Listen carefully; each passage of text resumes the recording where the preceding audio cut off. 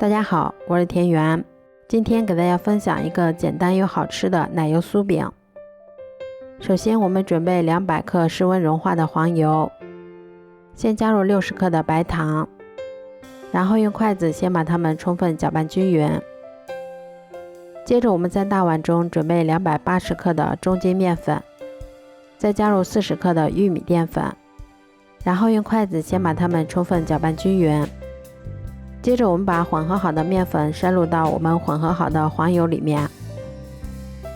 然后用筷子先把它们搅拌成这种面絮状，再下手把它们揉成像这样偏软一些的面团。面团揉好后，我们把它放到铺有固有纸的模具里面，然后用刮板把面团的表面给它刮平整一些。接着我们再给它横竖切上几刀，切成我们自己喜欢的形状，然后再用叉子在中间给它插一些小孔，这样更容易烤熟。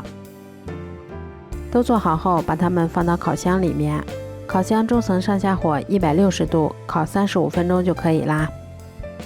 这样做出的奶油酥饼吃起来非常的香甜酥脆，而且还有一股淡淡的奶香味儿。自己在家做的干净卫生，没有任何添加剂，用来当做平时的小零食也是很好的选择。如果喜欢的话就试试吧，喜欢我的视频就关注我吧，谢谢您的支持。